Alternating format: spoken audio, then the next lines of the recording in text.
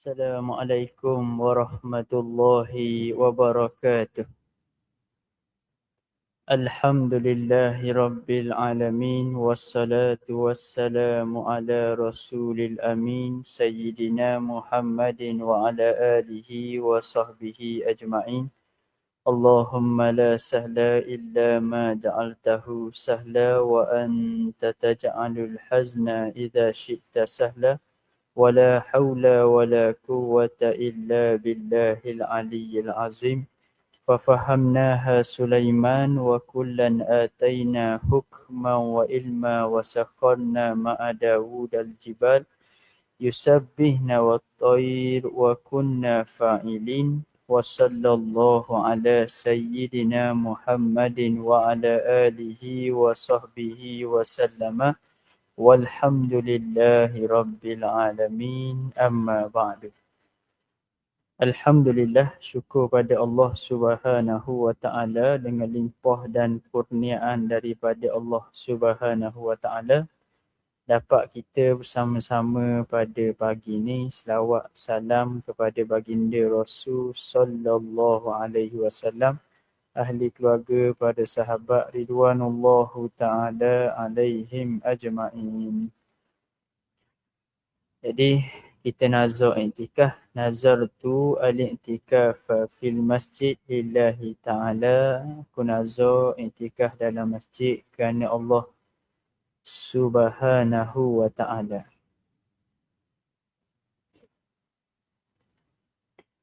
Okey, baik.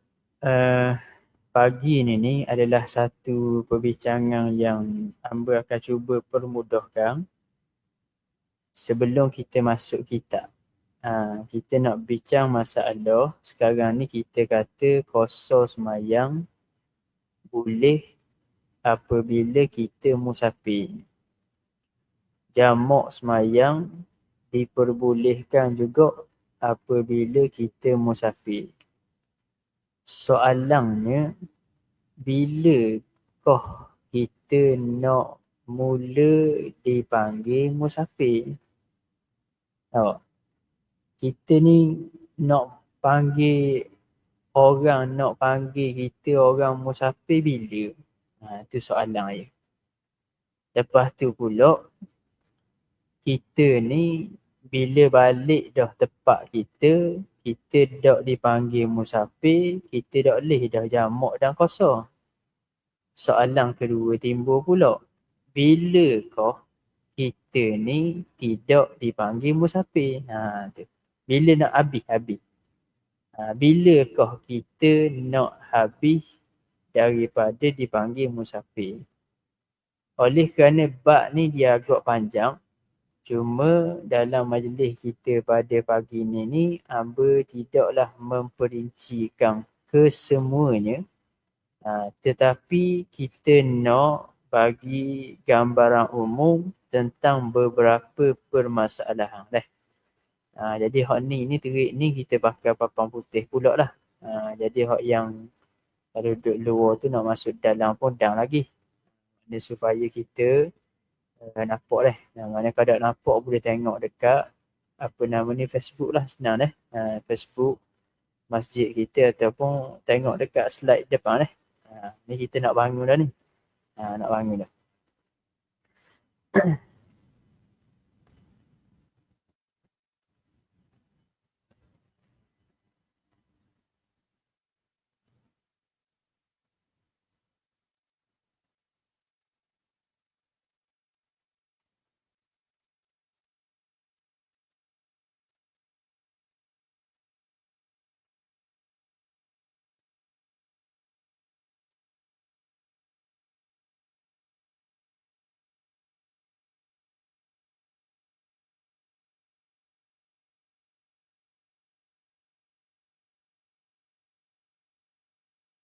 Bismillah.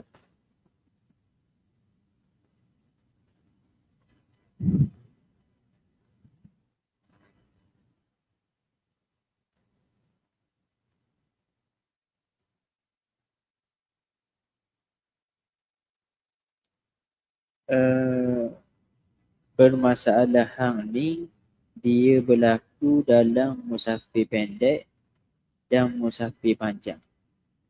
Bila kita nak panggil kita orang musafir, bila kita nak panggil kita habis musafir.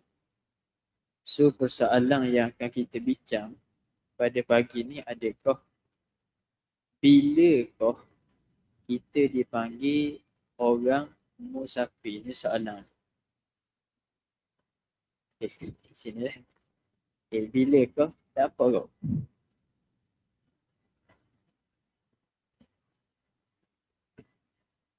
Okay, bilakah mula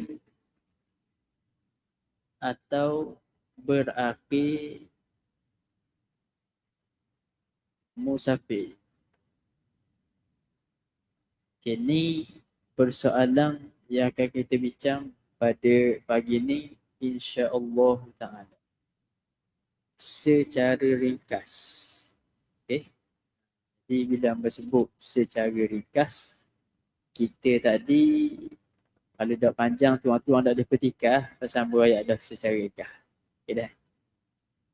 Persoalan mula-mulanya dalam sesi lepas, hamba sebut dah fatwa negeri Perak mengeluarkan kita mula musafir apabila kita keluar daripada kawasan rumah kita dengan jarak 11 kilometer. 11 kilometer daripada rumah kita boleh dah semayang puasa jamak. Itu dalam fatwa negeri Perak. Cumanya kalau kita pegang 11 kilometer, orang Bukit Payung dia boleh start puasa dekat-dekat bandar juga. Tahu? Bukit Payung kalau dia nak berala Takenung, barangkali ni wakaf beruah. Barangkali sekitar tu lah. Maknanya ia baru boleh puasa semayang. Sekarang ni isunya adalah bukan 11 kilo tu dia nak pergi wakaf beruah, orang Bukit Payung boleh jamak. Dah bukan gitu. Isunya adalah ginilah. Sekarang ni kita ni rumah kita. Rumah. Okay. Ni rumah kita. Kita pun nak pergi di Kuala Lumpur. Jarak berapa kilo? Lebih kurang 500 lah kita tempuh. 500 kilometer lebih kurang. Okay. Sekarang ni jarak 500 kilometer, bilakah kita boleh mula untuk puasa semayang? Kita boleh puasa, kita kata kalau kita nak pergi pada jarak apa itu 81 kilometer lah atas pandangan hak paling sikit. Okey. Tak apa. Apa je? Tu dah apa? Tak ni nyala ni. Kan dah nyala dah. Dah jadi. Cek. Okey. Jadi kita nak pergi melepasi 81 kilometer, kita boleh puasa dah kan? Jadi kalau nak pergi Kuala Lumpur 500 kilometer, of course lah kita boleh puasa. Cuma soalannya, mula bila kita boleh puasa? Itu perbincangan kita hari ni. Makna kata saat ni, rumah kita ni, kita nak melepasi jarak jauh mana kita boleh puasa. Maka atas pandangan fatwa negeri Perlis tadi, dia kata jarak 11 kilometer. Mana kita keluar daripada rumah kita, jarak 11 kilometer, kita boleh puasa dah ketika tersebut. Cuma apa yang difaham daripada kitab mazhab kita Syafi'i, sebenarnya jarak 11 kilometer, kita bukan kritik fatwa ni. Kita bahas ikut mazhab kita Syafi'i yang asal. Okay. Maka kalau ikut mazhab kita Syafi'i, kadang-kadang luar kurang daripada 11 kilometer pun sudah boleh puasa dah jamak. Kurang daripada 11 kilometer. Boleh. Okay, so persoalan yang akan kita bincang dulu, iaitu bilakah mula dipanggil musafir? Ni nampak lah. Okay. Bila nampak dah masalah ni, saya pergi pecah pula kepada beberapa masalah. Isu yang pertama, boleh kita katakan orang yang duduk dalam kawasan perumahan, dia boleh musafir kalau kita ambil rekah dulu, orang duduk dalam kawasan perumahan, habis je daripada kawasan perumahan tu, dia boleh dah kosor situ. Siapa tak jarak 11 kilo? Mungkin tak sampai. Mungkin tak sampai. Mana orang ada baru ni, kalau kita kata dia pergi dekat Gelugur, tahu? Dia nak pergi atas belah, apa nama ni, Allahumma salli ala Muhammad, dengung, lepas tu naik ke Kemamang tu, lepas tu gimana kau tu? Faham ke? Dia pun lalu kot Gelugur ni, orang ngadam hari boleh dah kosor situ, sejak Gelugur. Dia pun member dia gitu belah-belah, lumayan kosor tu. Apa? Dia nak pergi di Pahang. Maka dia boleh kosor dah di Gelugur lebih kurang. Siapa dah 11 kilo? Tak siapa. Itu kita nak kira sekarang. So, untuk menyejukkan hati semua jemaah yang tercinta ni, senang cerita gini. Kalau tak ambil sakit kepala, senang je pergi jauh sikit. Lepas 11 kilometer tu kosor. Hak tu tak ambil sakit kepala. Okay, sekarang ni kita geng-geng nak join geng-geng sakit kepala sikit je. Okay, boleh? Mana kalau tak ambil sakit kepala sudah pegang hak 11 kilo tadi, lepas tu boleh tidur dah. Boleh dah? Okay. Isu pertama, mula musafir ni. Okay, mula musafir. Dia tuan-tuan, ia akan tengok beberapa keadaan. Okay. Keadaan yang pertama, kawasan berkota. Kawasan berkota. Hak ni ada kita kata mungkin boleh kita ambil kira hak ada pintu gerbang. Mungkin kok hak ada pintu gerbang dah. Itu panggil. Boleh ambil kira juga hukum kawasan berkota. Isu kedua, kawasan tidak berkota. Contoh macam kebanyakan rumah-rumah kita learning. Boleh? Okay. Lagi, masalah dia lagi kawasan tepi laut. Tepi laut. Dia daripada kawasan rumah dia tepi laut tu, dia nak naik kapal, dia nak pergi musafir tengah laut. Pergi pula ikutkan mana dia? Dia nak pergi pula tu, melepasilah jarak 81 kilo. Tapi start mana dia boleh kosong? Itu soalan. Boleh? Itu soalan yang akan kita bincang. Dan akan ada perinciannya satu persatu nanti. InsyaAllah ta'ala. Okey. Lagi akan sebut lagi masalah orang, tuan-tuan raja dengar tak dia panggil orang nomad. Kita belajar zaman sekolah dulu rasa sebut nomad dah, orang pindah-pindah. Nomad dah. Itu panggil dia. Ataupun orang itulah. Jadi tepi laut. Tepi laut ni pula dia akan tengok kau. Ada kota ke tak? Berkota atau tidak berkota. Ini Abu Nawawi gambaran umum je dulu. Lagi yang bercerita satu persatu. Okey. Lepas tu isu seterusnya hak yang berasa mungkin kita boleh tengok lagi, hak kampung bersebelahan. Kampung bersebelahan. Okey. Ni antara persoalan yang akan kita bincang insya-Allah taala. Okey. Untuk makluman, dalam buku fiqh solat qasar dan jamak Ustaz Abu Samad ni sangat membantulah untuk kita nampak gambaran secara umum. Saya tak jual kitab saya cover je ni. Ini tak jual kitab ni. Jadi buku ni ia sangat membantu memperincikan satu persatu dengan beliau dengan cara yang mudah. Sekali ikut dalam kitab fiqh hak lain tu dia detail lagi. Okey. Isu pertama. Kawasan berkota ni mudah nak faham macam ni. Hamba tengok di Madinah Madinah ke mana ke, kalau tuan-tuan naik bah ataupun naik train tau. Train tapi laju lah. Dia akan ada kawasan orang dulu kan, dia duduk dalam kota luar. Tahu?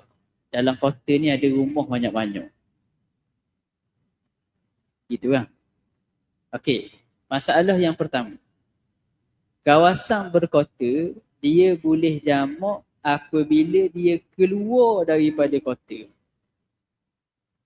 Keluar dari kota boleh jamak dah.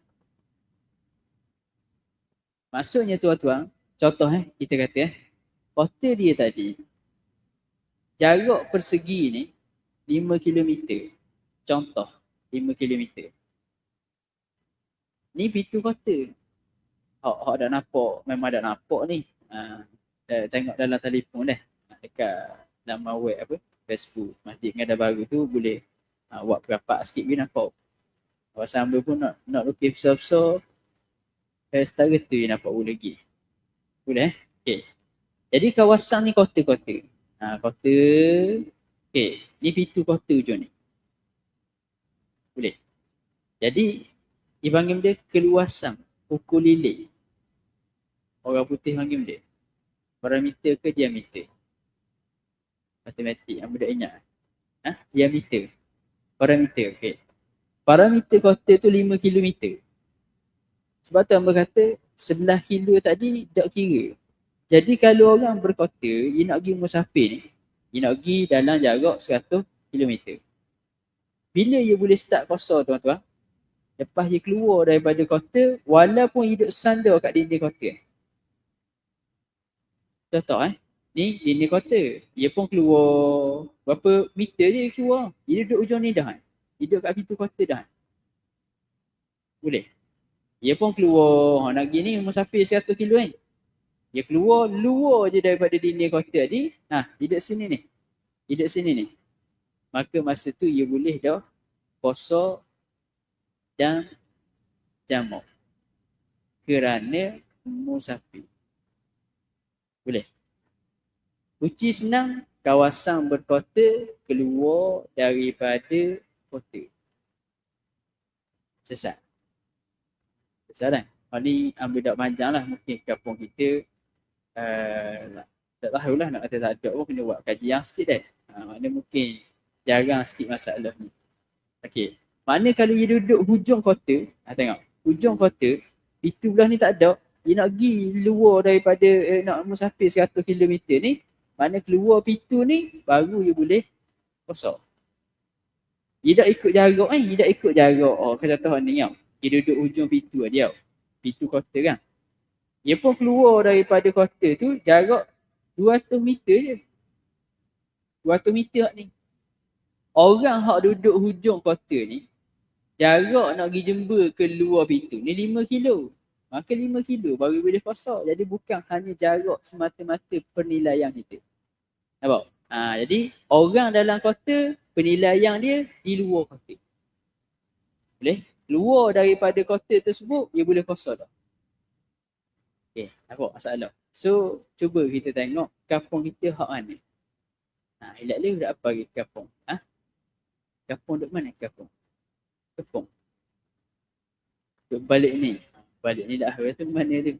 Belakang sawah padi apa dah. Okay. Isu kedua. Saya nak padang hak berkota dah. Kita nak pergi masalah kedua, kawasan tidak berkota pula tuan-tuan. Okay, lagi kita akan tengok pengarang kita sebut dengan rekah je dalam kitab kita ni, kawasan berkota, bila start musafir, keluar dari kota. Okay, alang-alang tu saya bawa lalu tuan-tuan, hari ni tajuk kita, bila start musafir, bila buat akhir musafir. Kau apa habis? Habislah kuliah kita hari ni. Lepas tu sambung buka akhirat sikit. Okay. Bila kita faham gini, okay, bila habis musafir, kalau dia ni balik daripada jarak 100 km ni, nak habis musafir. Luar kota ni, bagi hak pandangan kata berkota ni, dia boleh kosor lagi depan kota. Rajin awak tengok cerita perang. Cerita Muhammad Al-Fatih perang. Mana kan dia ada kota besar tu kan. Mana luar kota, dak masuk ni kota duk depan ni boleh lagi akak takbir Allahu Akbar main kosong. Tu maksudnya. Boleh. Dak dekat Aceh ni, dekat Aceh. Tu kalau kawasan berkota. Okey, isu kedua. Tadi kalau kawasan berkota, keluar kota. Walaupun ulama kata, walaupun dalam kota tadi ada parit dan sebagainya, keluar kota adalah sempadan untuk musafir bagi orang yang duduk dalam kota. Okey, satu. Yang kedua. Masalah yang kedua, orang yang tidak berkota. Maksudnya rumah dia tu tak ada kota.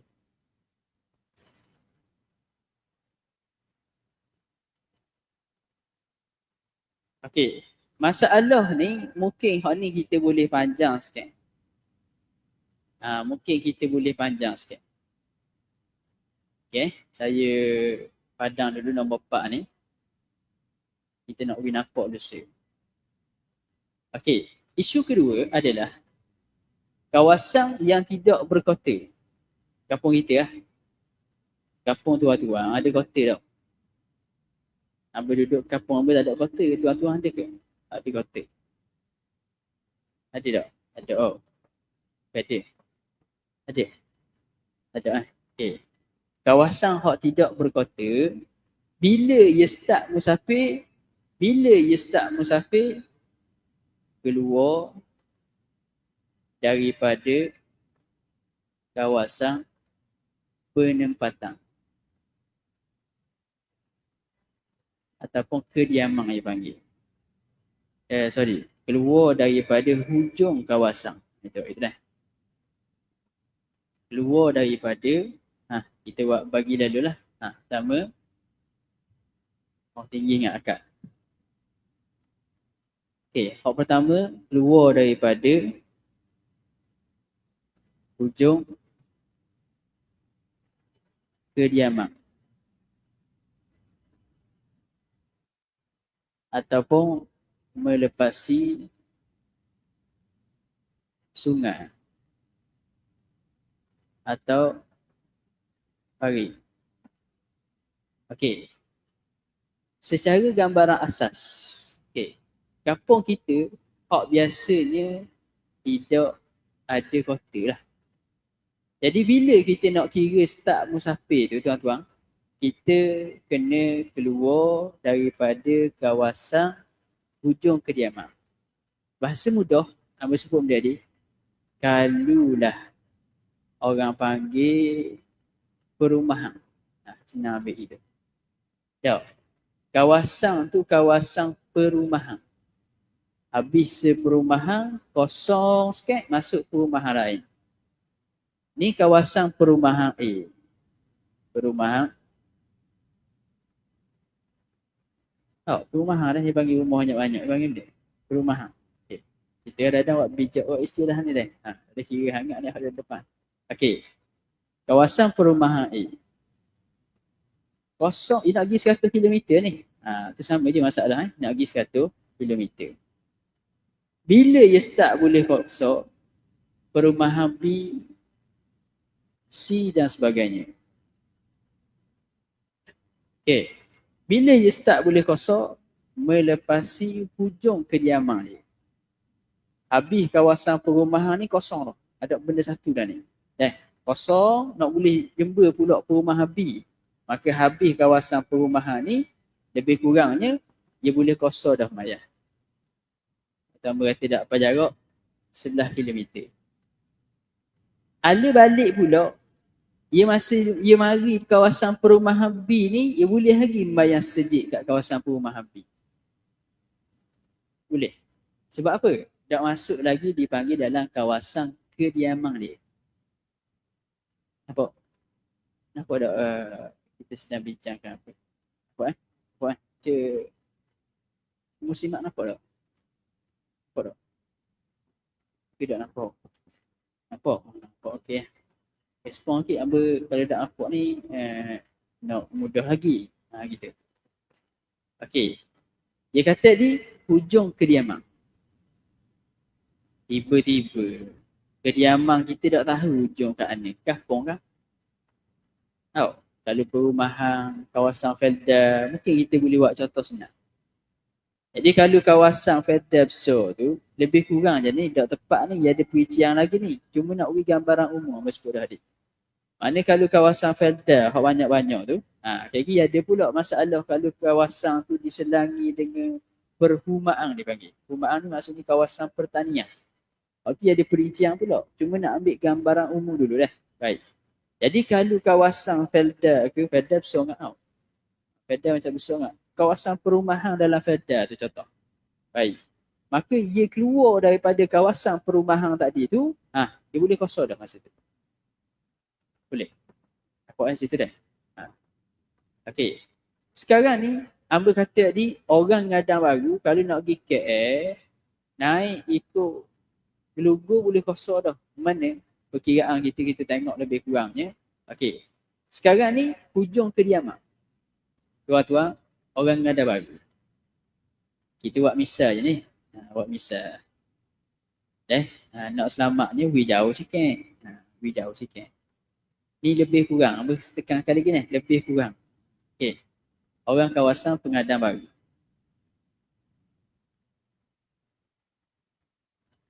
Mana ujung kawasan pengadaan baru? Antara isu yang menjadi kesusahan untuk kita menetapkan isu ni adalah istilah.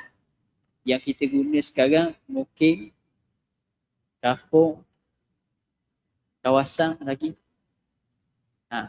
Nak kata dah ada tak seistilah senang? Keluar dari mungkin ke? Keluar dari kampung ke?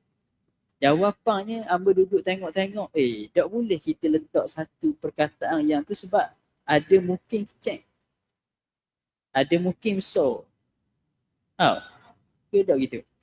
Duduk perhati, duduk tanya, ada mungkin kecil. Ada mungkin ada 2-3 kampung, ada kadang-kadang sekampung je. Gitu. Jadi, kita senang ngadang baru, ujung kawasan ngadang baru. Pentadbiran orang ngadang baru sampai kat ni. Maaf kita ni orang ngadang baru kau dulu. Kau dulu ramai dah. Ramai banyak je. Kat ni, abang duduk ngadang baru tau. Orang luar kau. Ngadang baru. Tak kepung. Baik. Ngadang baru. Habis ngadang baru, kita buh kepung. Kepung dah. Kepung tu boleh kot. Pasal ngadang baru, lepas tu kepung dulu. Tak ada tengah tu. Tak ada. Baik. Ngadang baru, kepung. Ujung kediaman orang ngadang baru ni, masuk je kepung, dia boleh dah mayang kosong di masjid kepung.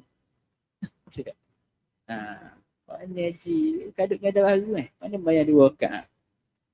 Mayang 2 rakaat sesat tak? Tak sesat kahwin nak pergi musafir tu. Okay.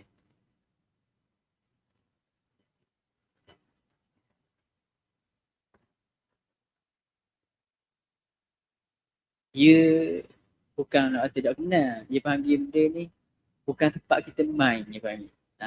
Boleh kok dia banyak gitu. Mana nak kata kenal tak kenal tu kalau ikut hamba ni ngadang baru orang kenal. Bukan kampung hamba dah ni. Bukan maksudnya boleh kau ambil secara mudah fahamnya gitulah. Maknanya bahasa mudah kau pentadbiran lain. Maksudnya orang situ tu bukan tempat kita main dah. Budak-budak boleh buat kira juga dia panggil Allahumma salli ala Muhammad ni. Taman mainan budak-budak. Mana budak-budak kampung tu dia mari situ main. Mana kalau orang lain, kampung lain mari orang boleh kenal. Ni bukan budak sini ni. Masa kita cakap gitu. Boleh kok ayat kat dia dah. Boleh kok. Okey, isunya hujung kediaman. Waktu berkata macam ada baru ni luah juga dah. Tidak luah mana. Kena tengok ukur lilik kawasan lah. Cuma nak kabarnya, kawasan tu bila hujung kawasan ada baru. Member ni di ujung dah. Ujung dah. Tapi dia masih dalam kawasan ngada baru, dia keluar sikit dia pergi kepung. Masa tu dia boleh kosong dah. Lepas tu kalau hak ujung kat kepung dah kalau ada sini ni, Ni, ada kat sejik ni. Ya, contoh hodok sejik ni kita duduk belakang ni. Maka bila dia boleh kosong ni? Iaitu dia keluar daripada kawasan Ngada Baru, masuk kawasan Kepong, dia boleh kosong. Itu kita nak royak kawasan tadi. Boleh tak Ustaz royak? Ustaz tu royak gitu dah. Ataupun, kalulah kampung tak dirapat. Ulama kata melepasi sungai atau parit atau jalan besar kita panggil. Jalan. Jadi bahasa mudah beroyak. Lepas jalan raya ni, Lugu. Itu kampung dia. Lepas jalan besar. Kat kubur. Dia panggil. Masuk Lugu tau. Baik. Jadi, lepas jalan besar ni, orang Ngada Baru, kena tanya pula, ni kena ngesah macam apa dah kampung Lugu lalu ke, dia kampung lain. Baik. Maknanya lepas jalan besar, dia boleh kosong dah. Boleh tak? Tapi bukan nak pergi pasar lah. Pergi pasar pagi-pagi, nak warna set-set Ngada Baru pakat kosong belaka. Warna petang je pakat kosong belaka membayar sebukan, maknanya nak pergi KL. Tahu? Nak pergi KL daripada Ngada Baru, dekat mana dia boleh mula kosong dah. Mana ada balik KL tu, dia duduk tunggu kat garik dah ni bang. Kat garik dah ni bang. Kita ni kalau tunggu sikit boleh kosong ni. Dia dah masuk dalam kawasan. Dia tunggu kat ni, duduk depan ni. Duduk dekat ambil orang jual kepuk. Sungai dah ke tu tak? Duduk situ bang. Minum air sendiri dah. Lepas atas tu dia tunggu. Dia tunggu atas tu. Kat sejik atas tu minum air di situ. Orang pun azan Allahu Akbar, Allahu Akbar. Dia pun mayang kosong situ. Sekali ngejamak ngisyak. Lepas tu, habis mayang, balik rumah. Balik rumah, habis lagi waktu garik. Dah habis lagi. Lepas tu anda, balik rumah, tidur, ngantuk. Dah mayang isyak. Kena mayang pula dah. Tak payah dah. Kerana apa? Ketika dia kosong tadi, dia mencukupi syarat kosong. Terangkat dah kewajipan ketika tersebut. Kenapa? Okay, so jadi hujung kediaman. Satu, ataupun melepasi kawasan sungai, ataupun parit, ataupun jalan besar. Cuma nak royak beza ni. Masalah nombor satu tadi, dalam kota, kalau ada parit sekalipun, ia syarat kena lepas kota. Boleh. Tapi kalau kawasan tadi tidak berkota, masa ni, melepasi sungai ataupun parit ataupun jalan tu antara dhabit ataupun ukuran untuk masalah kawasan yang tidak berkota secara ringkas. Boleh? Okay. Tu secara ringkas. Ia mesti lepas kawasan kesudahan kediaman orang.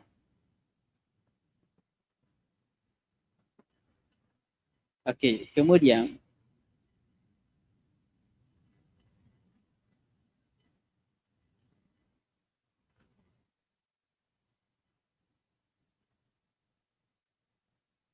kejap dah. Kita tengok sikit.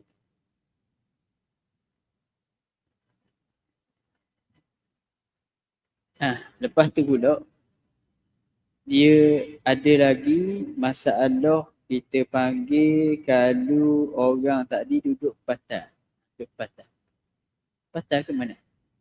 Dia duduk tepi patah, dia nak pergi musafir, tepi laut. Yang ni sesat lah. Jadi secara ikahnya kita boleh ambil masalah hak besar kita ni dekat kawasan hak tidak berkota. Lebih kurang gitu je. Maknanya boleh dah je kosong lepas daripada tu sikit. Nampak? Gitu. Okay. Yang seterusnya, Allahumma salli ala sayyidina Muhammad. Kita pergi pula kawasan laut berkota satu isu, tidak berkota satu isu. Jadi bahasa mudah kau. Jemaah kita ni yang bertahun ni ada geng-geng Bukit Payung ni. Dah. Mana kalau tuan-tuan nak pergi Alik Kelantan apa semua tu, maka Ngada Baru ni boleh dah kosong. Timbul segi isu tuan-tuan. Sebab apa kita nak tahu hak mula musafir? Orang biasa tanya soalannya contoh kita orang Ngada Baru. Lepas tu kita nak pergi Kelantan. Kita pergi dulu rumah adik kita Bukit Payung. Lepas pergi Bukit Payung, kita pun lalu pula kot Ngada Baru. Masa kat Bukit Payung rumah adik kita tu, kita rasa dah. Kita duduk Ngada Baru. Kita nak pergi Kelantan. singgah kejap ambil barang, rumah adik kita bukit payung. Kita dengar ustaz kata, kalau pergi ngada baru, orang ngada baru tu duduk kawasan tu, sekat boleh dah. Pada meeting boleh kosong dah. Dia pun pergi rumah adik dia bukit payung, dia kosong dah. Tak apa tak? Boleh lah. Cuma isunya, dia pun lepas tu lalu pula kat ngada baru kawasan ni. Masa tu dia kira putus ke tak tadi? Kira lagu mana masa tu? Tak. Hal tu perkiraan yang kita nak kena faham bila mula musafir dia. Nampak? Tu isu dia. Dia panggil kawasan hak kita duduk dah situ. Jadi isu seterusnya adalah kalau orang duduk tepi laut. Dia nak naik kapal, dia nak pergi tengah laut. Maka tepat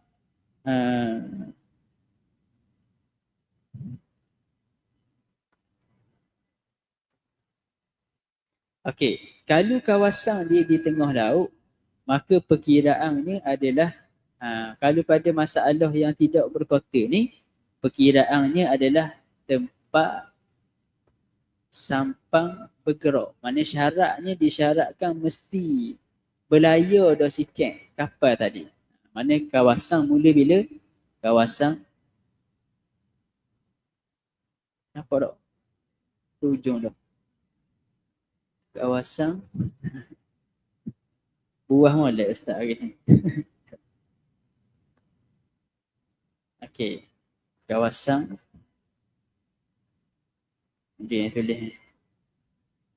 Maaf cikgu-cikgu dah. Susah nak murid udus sikit ni. Kawasan mula sampan atau kapal bergerak. Okey. Ni bagi masalah tepi laut.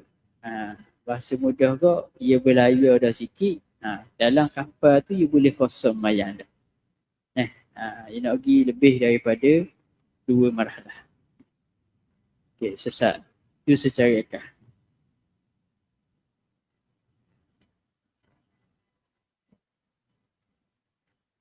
Okey, ada satu isu sikit yang cuba Ambo lontarkan. Hak ni mungkin kita boleh perici sikit masalah hak tidak berkota dia. Masalah tidak berkota ni, ulama' ia buat kira satu benda Kalau, ni Ambo nak buat kan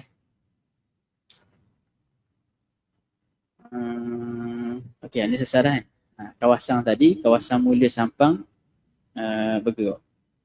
Okey, isunya adalah kawasan tidak berkota itu baik pula masalah kampung-kampung. Kalau kampung kecil dengan kampung besar ataupun dua kampung yang berhubung, ambil senang. Okey, dua kampung kecil yang berhubung. Tuan-tuan, dua kampung tu bukan 2 kg. Tuk ibu-ibu duk suruh tuk lelaki beli ikan, dia duk nampak 2 kg ikan dah tu. Dua kampung. Dua kampung. Orang puan jangan tebang. Orang lelaki kita ni dia bertanggungjawab. Jadi kalau tuan-tuan suruh pergi beli ikan tu, dia akan ingat siapa dalam kelas. Ada? Ada satu cerita kan.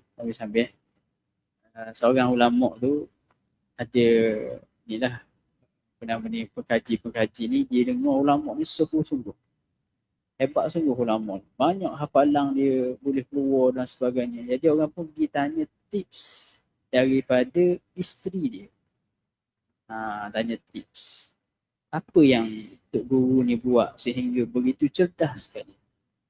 Maka jawab isteri dia, berjayanya suami aku kerana aku, kata. Isteri jawab dia, berjayanya suami aku kerana aku. Orang ni tak faham, cakap akiyah gitu. Lalu isteri dia tadi suruh anak dia, isteri dia ambil satu kertas, isteri dia tulis. Dalam kertas tu isteri dia lipat. Isteri dia pun beri ke anak dia, bang, mau giwi ke ayahmu kayak gitu. Ayahmu nak start kelas tu mau giwi ayahmu kayak gitu. Lalu you suruh orang bongang mari nak tahu rahsia tok guru hebat ni, mau ikut anak aku pergi. Majlis ayah aku. Majlis suami aku. Budak-budak ni ikut lah dalam kelas Syekh ni. Anak tadi tu sebelum start kelas dia bagi. Dia kata, Mama bagi surat ke ayah. Mama bagi surat ayah. Ayah buka dulu hari tu bila kelas. Dia tanya. Syekh tu tutup. Ayah tu Syekh dia. Dia tutup. Disimpan dalam kocek. Tengah-tengah Syekh ngajar bab lain. Tiba-tiba sebut bawang. Tiba-tiba sebut bawang. Sebut ikan. Sasu. Tahu? Mana anak murid tengok pelik Syekh dah ajar gini hari ni. Apa gini-gini ni? Awak dah ajar gini ni. Maki balik semula pada isteri kepada ulama tadi. Isteri tadi kata, betul tak aku kabur? Betul tak ada berlaku ia sebut bawang ataupun ikan dalam kelas tadi? Bukan kasyah ni. Bukan bina kasyah. Dia kata, selama ni ia dah ajar tersasul gitu sebab aku tak pernah mengganggu fikiran dia. Isteri yang hebat. Aku tak pernah mengganggu fikiran dia terhadap benda-benda tadi. Maka sebab tu ya dia lihat hebat. Lepas tu punca kehebatan adalah aku. Jadi isteri yang hebat adalah tidak mengacau suami dia ketika nak pergi study. Okey, baik. Satu selingan je, baik. Dua, bukan gaji, kapung. Kalau dua kapung yang kecil yang berhubung, masa tu perkiraan musafirnya adalah setelah selesai dua kapung. Setelah selesai, keluar daripada dua kapung ni. Keluar dari dua kapung. Kalulah kapung tu, dua kapung, tapi tidak berhubung. Kapung tidak berhubung. Maka masa tu perkiraannya adalah keluar daripada kapung masing-masing. Sesat. Itu je lebih kurangnya ikhtisar, ringkasan masalah mula musafir. Bila tuan-tuan faham mula musafir bila, konsep ni kita akan ambil perkiraannya bila kau habis musafir. Sebahagiannya dikira sini.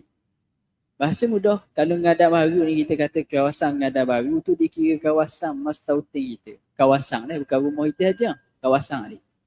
Maka tuan-tuan, ala balik daripada musafir, pada meeting boleh tak pergi nak kosor? Boleh. Kerana masih bergelar musafir. Nampak? Sebelum pada meeting, dia panggil dia Kapung Panjang tu. Pasir Panjang pada Kubang Panjang. Gong Kiat. Gong Kiat belum ada meeting. Gitu Gong Kiat dah. Tengoklah Gong Kiat tu kecek kedok tu. Tu kena tanya kapung ni. Tak boleh buat contoh dah. Kalau tak ingat tak tahu gitu. Jadi, kalau sebelum masuk je kawasan Ngada Baru, dia boleh kosor lagi. Tahu? Sebab tu kita nak faham satu masalah lagi. Orang dia naik kapal terbang. Bila dia naik kapal terbang, kawasan rumah dia tepi landasan kapal terbang. Kat Gawadak tu. Mana kawasan dia tepi landasan tu rumah dia dah. Maka dalam kapal terbang, bila masuk kawasan rumah dia, boleh berlaku musafir terbatal. Itu timbul isu dia. Boleh. So, pegang secara rekah masalah ni. Jadi kita akan sambung dengan masalah bila kau berakhirnya pemusafiran.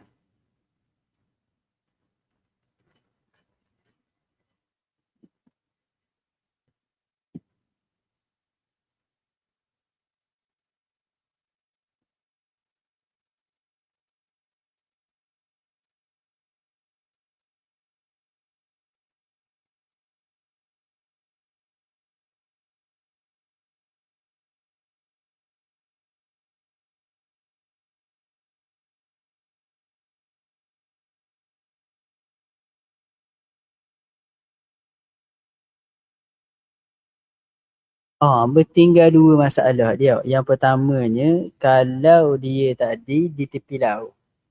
Bila dia duduk kawasan tepi laut yang berkota, maka perkiraannya sama ayat itu keluar daripada kota juga.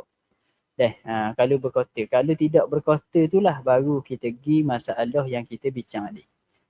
Dan satu lagi yang hamba tertinggal juga poin nombor 4 tadi masalah dia. Masalah kalau dia tadi duduk ataupun dia orang nomad. Dia panggil dia kawasan orang yang berpindah randah. Dia bukan berpindah randah ni 2 tahun sekali pindah tu dah panggil nomad itu. Maknanya duduk situ tu memang dah lama lah. Maknanya dia buat kemah-kemah gitu. Hak tu dia boleh musafir dah habis daripada kawasan perkhemahan dia tu. Sebab tu berkata jarak tu dok jauh mana. Jadi dok lah sampai 11 kilo. Cuma kalau tuang-tuang tak mau sakit kepala kau, lepas 11 kilo baru kosong lah. Lepas 11 kilo baru kosong. Tapi kalau jalan ngamba kau, maknanya dekat-dekat tu kita kosong lagi. Pasal apa? Pasal dah masuk lagi kawasan rumah kita dipanggil.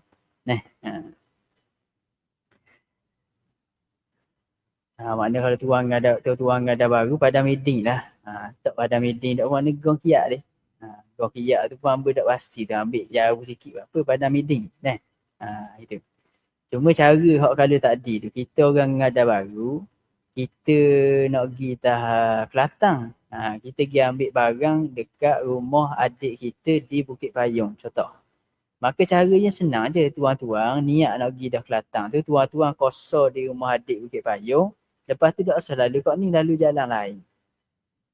Gitu. Lalu jalan hak dak litah kok ngada baru, naik highway ke. Tahu? Tu sebagai contoh lah. Jadi dah helah dak tu dia panggil helah yang diharuskan. Jadi helah hak diharamkan, ada helah tu senang cara gitu je lah. Kampung mana ni? Cerayak sebut nama. Kita nak beri contoh senang. Tu awak kira lah dulu depan. Tak ada nak sebut nama kampung. Ni sebelah Takir mari juga ni dengar cerita ni. Orang sebelah Takir tau. Gabah dak ada kat dak. Oh masya-Allah ngada baru dah. Menghimpunkan pelusuk daerah. Daerah Marang, Kuala Terengganu, Kuala Negeri. Okay, selesai. Okey, jom kita tengok perkataan Syekh kita. Muka surat 153. Wa awwalus safar. Ni perbincangan kita. Dan permulaan safar al-khuruju minas suri fil musawwarati. Kena koma di situ. Okey, permulaan perjalanan. Perjalanan ni musafir lah. Kita bahasa Arab biasa kita jadi lafaz lidah dah musafir, pemusafiran. Permulaan pemusafiran tu dikira dengan keluar seseorang daripada tembok bagi kawasan yang bertembok. Koma di situ. Boleh? Ni masalah ni, masalah nombor 1. Hamba cerita tadi. Jadi kalau kawasan tu ada tembok, keluar tembok, ulama kata walaupun bersandar pada tembok di luar tu boleh lagi. Boleh dah je kosong. Boleh dah je kosong. Keluar daripada tembok sikit je. Satu. Masalah kedua. Atau keluar daripada kawasan kelompok perumahan. Okey, ni masalah lepas ni ia gini, ia ada lebih kurang 4 masalah tengok sebelum mari ma'aruku bisafinah tu ada dah semasalah sini. Okey. Masalah kedua, kalau keluar daripada kawasan kelompok perumahan, masa tu dia keluar daripada kelompok perumahan tadi, maka dia tadi lepas daripada keluar kawasan perumahan tadi tu, dia boleh kosong dah. Tu hak berkhabar masalah nombor 2. Bagi kawasan yang tidak berkota, kawasan yang ada bangunan-bangunan sahaja. Ataupun bahasa mudah ada penempatan atau perumahan lah. Ada, kita guna dia dah. Perumahan tadi. Maka keluar daripada kawasan perumahan tersebut, dia boleh kosong dah. Keluar daripada kawasan perumahan tersebut, atas satu perumahan hak besar tu, keluar kawasan tu, dia boleh kosong dah. Dia boleh kosong dah. Tahu? Dia boleh kosong dah ketika tersebut. Tu masalah nombor 2. Atau keluar daripada kawasan berkelompok perumahan. Jadi hak ni satu. Ia dah doktor yang okey baik. Jadi isu yang ketiga, dengan menaiki kapal. Hak ni bagi kawasan dia ni, hak ni kawasan laut yang tidak berkota. Boleh kalau nak tambah sikit pembahagian tu. Kawasan yang berlaut yang tidak berkota dengan menaiki kapal bagi kawasan yang tidak bertembok. Okey, bagi kawasan yang tidak bertembok tu keluar 2 masalah situ. Boleh tak? Yang pertamanya kawasan masalah yang dia orang hak tidak berkota keluar daripada kelompok perumahan. Maka hak tu masalah kedua ni. Masalah ketiga, kalau ia duduk tepi pantai, tak ada kota, bila ia boleh musafir? Iaitu ketika dia sampai di kawasan ataupun dia mula naik kapal ni. Dia naik kapal dah masa tu. Masa tu baru ia boleh kosong. Boleh nampak tak? Sekali lagi dah. Kalau tuan-tuan nak buat jadi comel, buat gini tak apa. Permulaan perjalanan dikira dengan keluar seseorang daripada tembok bagi kawasan yang bertembok /1. Okey. Masalah nombor 2 pula, kawasan yang tidak bertembok pula. Start masalah kedua tu. Atau keluar daripada kawasan, mana permulaan musafir dikira bagi kawasan permulaan musafir dikira keluar daripada kawasan kelompok perumahan. Masalah pertama. Hal ni bagi masalah dia bagi kawasan yang tidak bertembok. Dia nak keluar kawasan perumahan adik. Satu. Lepas tu hak perkataan dengan menaiki kapal tu, hak tu masalah bagi tepi pantai yang tidak berkota, yang tidak bertembok. Maka kerana nak mula musafir tadi, dikira musafir bila? Iaitu keluar daripada kawasan pantai, naik dah bot ketika tersebut. Tu nampak?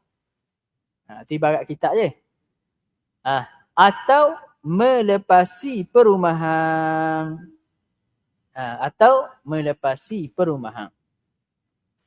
Hak ni masalah nombor 4 pula. Masalah nombor 4. Jadi ada berapa situ? 4 dah.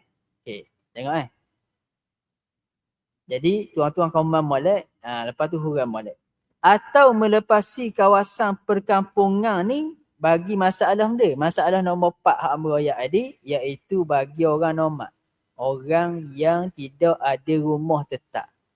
Orang yang tidak ada rumah tetap. Dalam kitab Jawi Fatani, dia terjemah dengan orang yang mendiami rumah rumput, dia panggil. Mendiami rumah rumput. Bahasa mudah gak ni orang hak tak duduk tetap ada yang berkata hak duduk di mungkinlah di tanah Arab ada lagi kot. Dia duduk kejap sini, lepas tu dia pindah pula di nun, tak tetap. Baik. Hak ni perkiraan dia adalah wa mujawazatu al-hillati. Situ kira dia. Iaitu melepasi kawasan, kita terjemah situ perkampungan tau. Boleh juga kita panggil penempatan hak yang dalam bagi kawasan orang yang duduk secara nomad tadi. Tu. Tu habis orang panggil permulaan musafir. Balik kau tak? Ingat ke boleh laju sikit tak? Pening tak? Tak lah. Pening tengok tidur amal ke tak? Dia dua. Kalau nengu banyak tu mana berfikir. Ya ada selagi yang nengu tengah senyap gitu. Tapi saya tak kata apalah kalau orang tidur tu sebab ada pengalaman kita, kawan kita seorang masa ngaji dulu. 3 orang aja kita ngaji dengan Tok Guru, 3 orang. Bila ngaji 3 orang tu, ngaji Sufi tak ada tinggi mana tapi kita beginner masa tu, Qurratul Ain tu ngaji. Syarah bagi Waraqat. 3 orang ngaji. Siapa bab benda tu berat sikit masa. Hamba, kawan hamba 2 orang. Kawan tu seorang start bismillah, patah tekak lah. Seorang. Hak seorang lagi, tok guru duk baca sekerak tu, mata leweh. Kita ni bukan ada ngatuk. Ngatuk juga, tapi dah kita minta dengan ustaz, kita pala. Tahan gitu mata. Tahan. Tak faham apa, tahan mata. Hak kelakarnya kawan, hak patah tekak dia. Tok guru baru alhamdulillah wassalatu wassalamu ala rasulillah amma ba'du, ketah tidur dia. Habis tok guru wallahu alam, ada soalan kedak, islat mata. Islat mata. Ya, islat mata. Kita ni mudah kata pengajian hari tu tak faham benda. Boleh ayat begitu. Mari majlis dipanggil ambil berkat. Tak, balik ini study pula. Yang mana dalam majlis tak faham benda satu, tanda je, tanda. Ustaz tanya faham ke tak? Ada soalan ke tak? Ada soalan ke tak kawan hak patah tekak selek mata, dia tanya soalan. Ingat ke dia tanya soalan ngaruh? Dia boleh hurai pula daripada awal ke akhir. Lepas peristiwa tu hamba kata orang hak tidur ni jangan kacau lah. Awi dia tidur. Alok lah dia tidur. Aku pasang gitu juga. Jadi start hari tu mana-mana pelajar ke apa, kalau nak tidur, lok tidur dululah. Lepas tu, dia bangun tu mungkin dia faham lepas bangun. Okey dah. Okey, habis. Barangkalinya masalah selesai musafir ni kita kena ambil sekali lagi barangkali dah. Takut kita ni panjang sangat. Sebab ia tak sedap ni kalau putus ni. Kalau putus ni tak sedap. Wa yantahi safaruhu biwusulihi surawatanihi wallahu a'lam. Dikatakan selesai musafirnya apabila sampai ia ke tembok tempat mustautin. Dalam kitab dia bincang satu isu hak balik ambil barang. Dia akan tengok lagi kalau kita keluar dah daripada musafir, kita musafir dah. Kita sewa dah homestay di Kelantan. Lepas tu kita pun nak pergi pula Kedah contoh. Jadi kita keluar homestay Kelantan tu, kita balik semula tempat bermukim. Putus tak pemusafiran? Soalan. Jadi ulama kita jawab tak putus. Tapi kalau balik semula di kawasan permastautinan, tu jadi putus. Contoh. Budak madrasah duduk di Pengadang Baru. Dia orang Kuala Lumpur. Dia mari duduk mengaji je di madrasah belakang. Tak, Pengadang Baru, Mahat Tapih. Jadi, dia pun keluar daripada kawasan dia, nak pergi lah naik bas. Dia balik semula nak ambil barang. Putus tak musafir masa tu. Tu perbincangan di dalam kitab fiqh. Jadi tengok, tu kawasan bermukim ke bermastautin. Kalau bermukim, tak putus musafir. Kalau bermastautin, putus musafir. Tu dia kena tengok dalam kitab yang lagi besar dah. Wallahu a'lam. Ada soalan tak?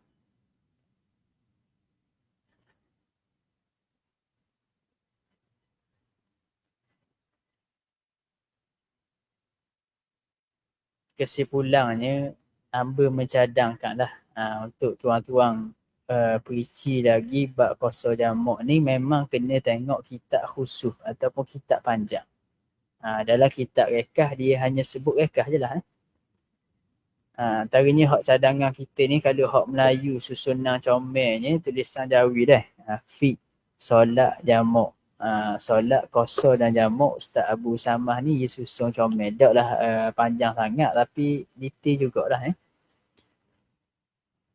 Allah. Kita tengok bekat akhirat boleh?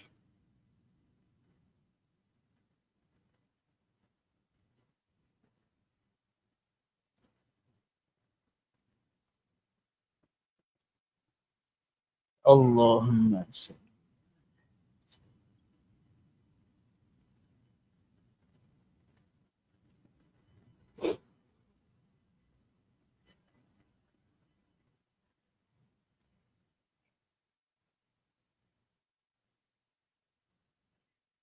puasa ke muka surat 48 tau. 48 ni kita sambung Wirdul Latif. Dah panjang dah.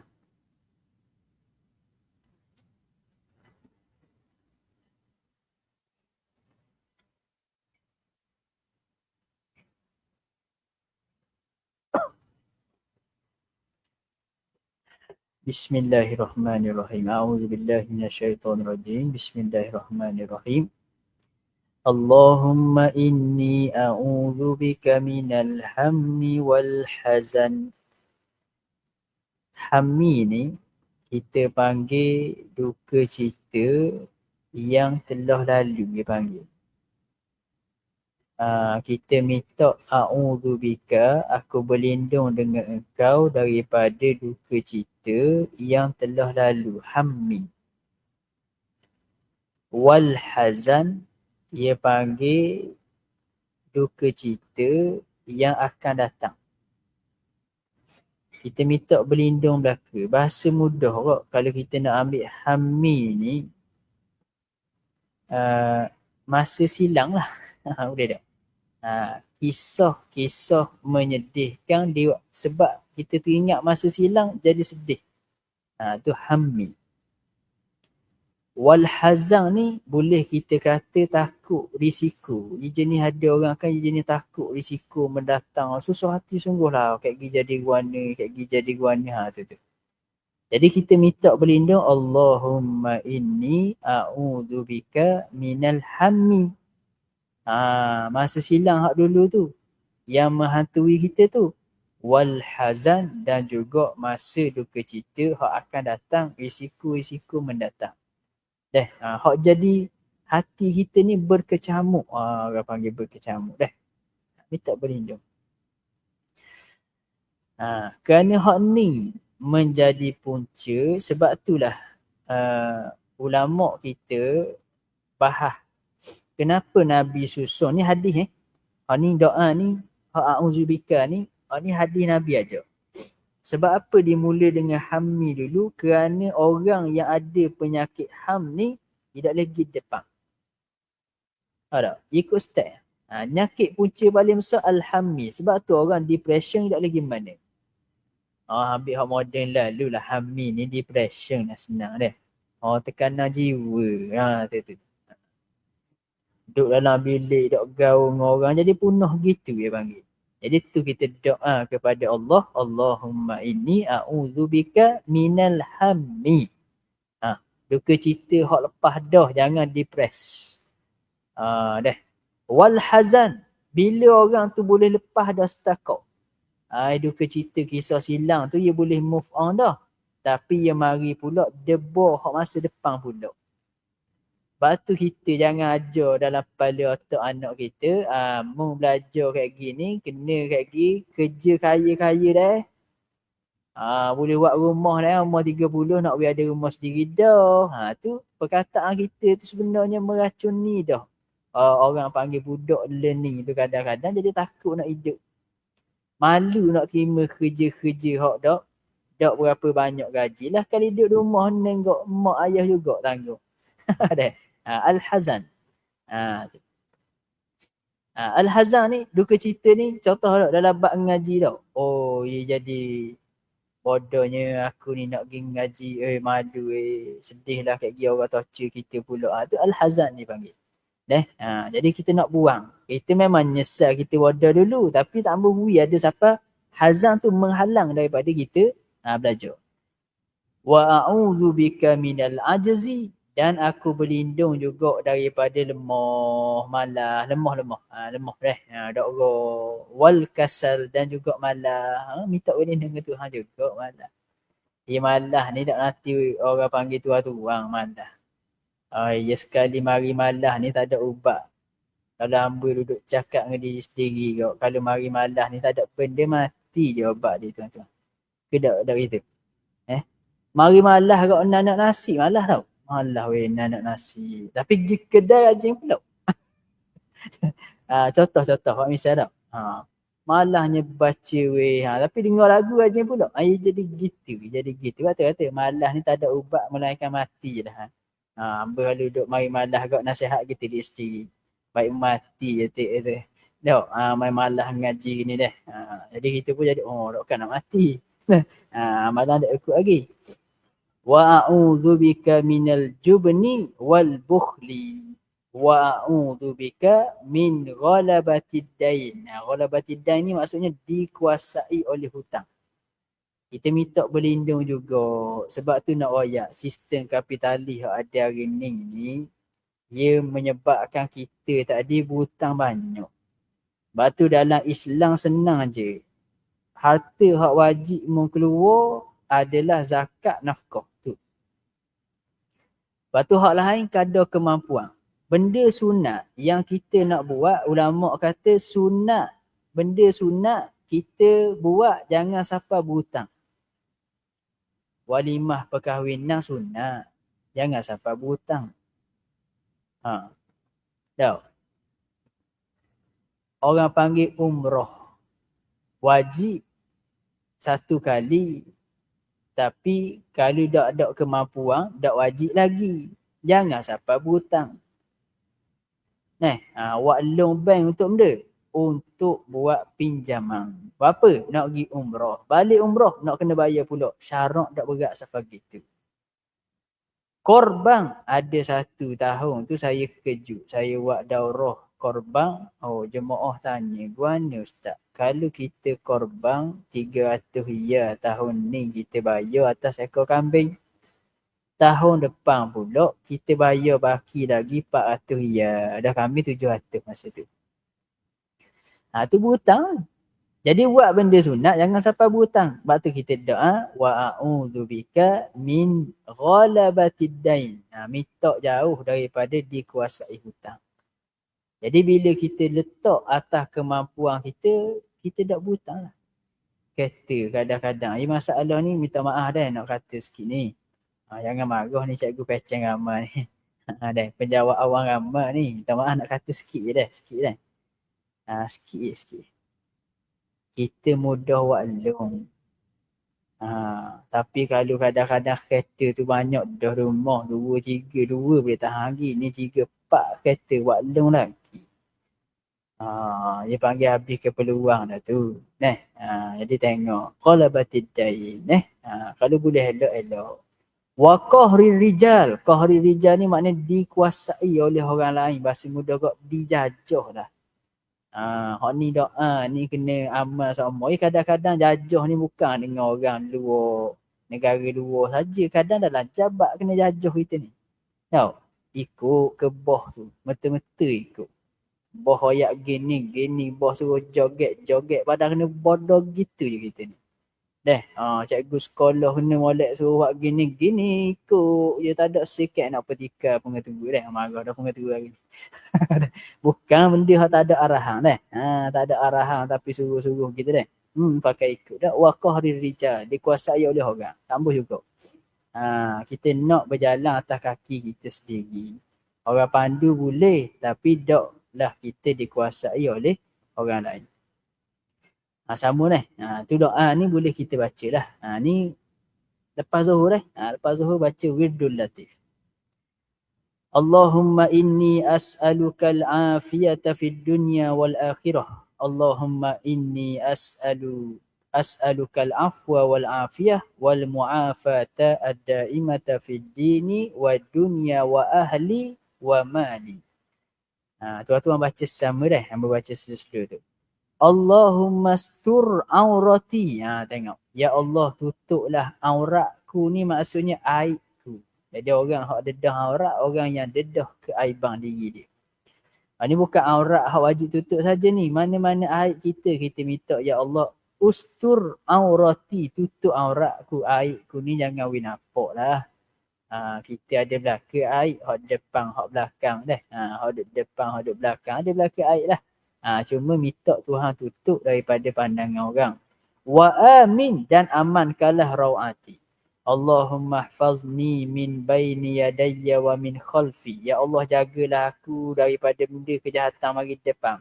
Wa min khalfi, daripada belakang. wa an yamini daripada kanan, wa an shimali daripada kiri, wa min fauqi daripada bawah atas.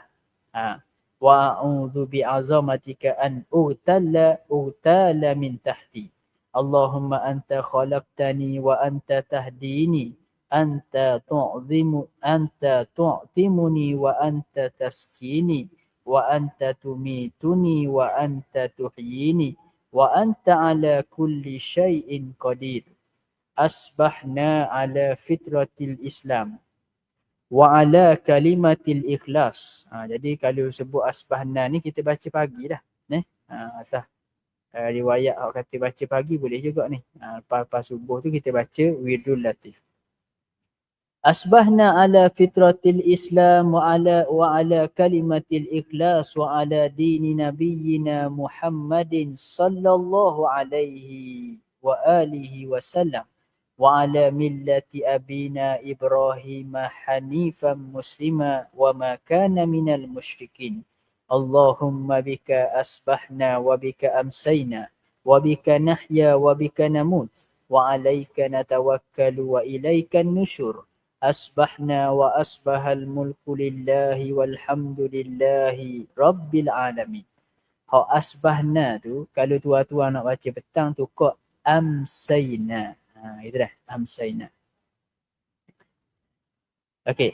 Walhamdulillahi rabbil alamin. Allahumma inni as'aluka khaira hadzal yaum. Tengok kita doa. Ya Allah, inni as'aluka, aku minta kepadamu ya Allah, khaira hadzal yaum, kebaikan hari ni. Minta kebaikan. Fathahu, pembukaannya, wa nasrahu, pertolongan, wa nurahu, cahayanya, wa barakatahu, keberkatan, wa hudahu, dan petunjuknya. Minta. Allahumma inni as'aluka khaira hadzal yaum wa khaira ma fihi. Minta kebaikan hari ini dan kebaikan apa yang ada di dalam hari ini. Wa khaira ma qablahu wa khaira ma ba'dahu. Pakai doa ni saja pada anda ni. Wa khaira ma qablahu, dan kebaikan yang ada pada sebelum hari ni. Wa khaira ma ba'dahu, dan selepas hari ni. Wa a'udzu bika min syarri hadzal yaum. Berarti minta kebaikan, minta berlindung juga daripada kejahatan. Wa a'udzu, dan aku minta jauhlah bika dengan engkau min syarri hadzal yaum, daripada kejahatan hari ni. Wa syarri ma fihi, kejahatan yang ada dalam hari ni. Wa syarri ma qablahu wa syarri ma ba'dahu. Allahumma ma asbaha bi min ni'matin au bi ahadin min khalqik faminka wahdaka la syarika lak. Falakal hamdu wa lakas syukru ala dhalik. Subhanallahi wa bihamdihi adada khalqih wa ridha nafsih wa zinata arshih wa midada kalimatih. Subhanallahil azimi wa bihamdih adada khalqihi wa ridha nafsih wa zinata arshihi wa midada kalimatih. La ilaha illallah wahdahu la syarika lah. Lahul mulku wa lahul hamdu wa huwa ala kulli syai'in qadir. Adada kulli zarratin alfa marratin.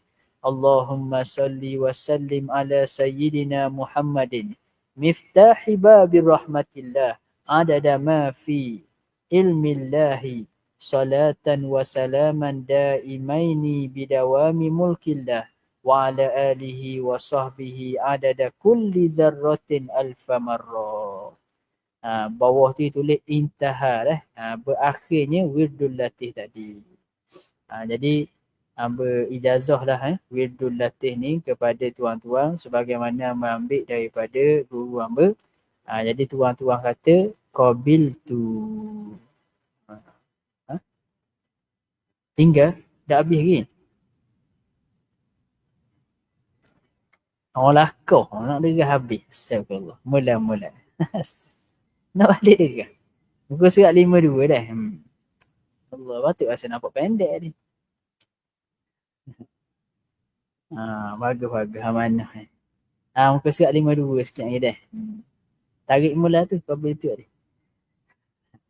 Subhanallahi adada ma khalaqa fis samai, subhanallahi adada ma khalaqa fil ardi, subhanallahi adada ma baina zalika, subhanallahi adada ma huwa khaliqun, Alhamdulillahi adada ma khalaqa fis samai, alhamdulillahi adada ma khalaqa fil ardi. Adada ma ni maksudnya aku puji Allah dengan bilangan apa yang engkau ciptakan di langit, as-sama, al-ardi, bumi, di bumi.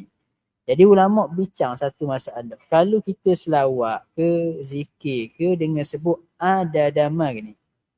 Tak, aku berselawat dengan jumlah manusia yang berselawat kepadamu dan tak berselawat.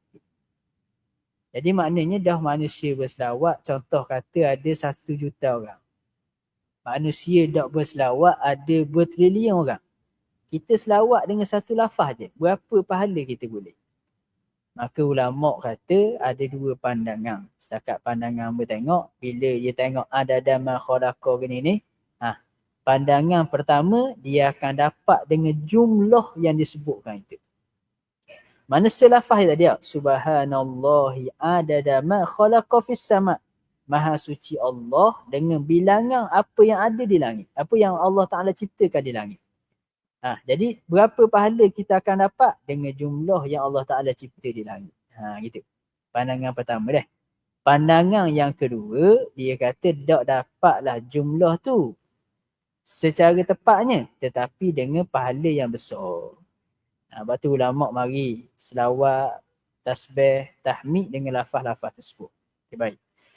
Alhamdulillahi adada ma baina zalika, alhamdulillahi adada ma huwa khaliqun.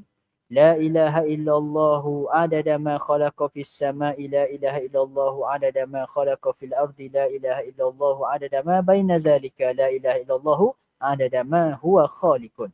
Allahu akbar adada ma khalaqa fis sama'i, Allahu akbar adada ma khalaqa fil ardi, Allahu akbar adada ma baina zalika, Allahu akbar adada ma huwa khaliqun.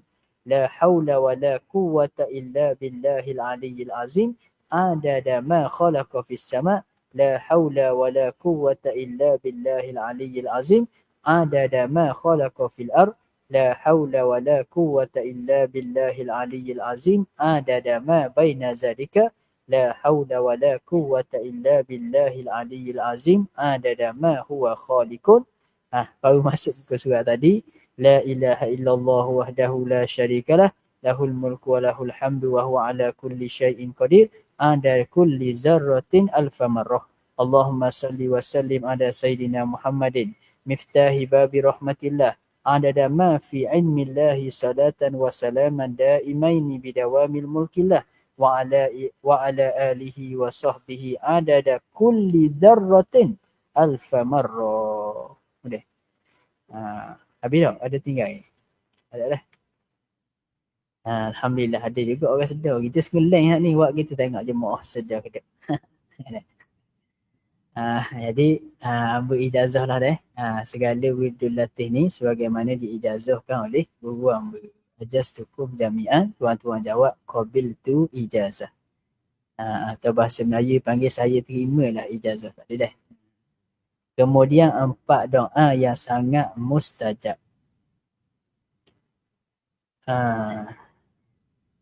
Kita tengok sikit ni dah. Berkata sebahagian ulama, aku hairan melihat 4 orang dalam keadaan kesusahan tapi dia lupa daripada 4 macam doa yang hebat. Ni tengok. Orang yang ditakutkan dengan musuhnya, betapa dia lupa. Betapa ni maksudnya bagaimana? Bagaimana dia lupa membaca doa sahabat Nabi SAW. Hasbunallah wa ni'mal wakil. Boleh. Sebab tu kalau orang baca Hizib Nawawi kan, kita baca dah itu dalam buka akhirat pertama. Hizib Nawawi tu ia banyak dengan bismillah dan hasbunallah. Tu. Jadi hak ni ayat nunduk dah. Muslimah. Ayat nunduk. Orang lelaki sama kat ni ayat nunduk. Hasbunallah wa ni'mal wakil. Boleh. Benda? Berapa kali baca seumur hidup lah. Baca berapa tak apa. Baca je. Baca je. Hasbunallah wa ni'mal wakil. Hasbunallah wa ni'mal wakil. Maksudnya lazimkan lidah dengan sebutan tersebut. Ya, dia tak mahu lagi. Lihat tu. Dia tu. Sama juga macam orang ajar tu. kita ni orang pelakon sokmo. Jadi ajar pagi lepas subuh baca 2 ayat terakhir surah At-Taubah. Laqad ja'akum. Laqad ja'akum baca berapa kali? Ni kita royak kali dah. 7 kali baca dah. Lepas tu lepas asar. Lepas asar sekali. Pas-asar. Yang kedua, orang yang sedang sakit. Tadi tak ambuh kita dikuasai musuh. Yang kedua, orang yang sedang sakit, betapa dia lupa membaca doa Nabi Ayub. Rabbi anni massaniyad durra wa anta arhamur rahimin. Lalu Allah Ta'ala sembuhkannya daripada penyakitnya. Yang ketiga, orang yang sedang dilanda oleh kesusahan yang bertubi-tubi. Betapa dia lupa baca tasbih Nabi Yunus. La ilaha illa anta subhanaka inni kuntu minal zalimin. Ada hak kita ambil daripada guru tu, dia kata baca 3 kali. Baca 3 kali, insya-Allah setiap pagi urusan kita mudah hari tu.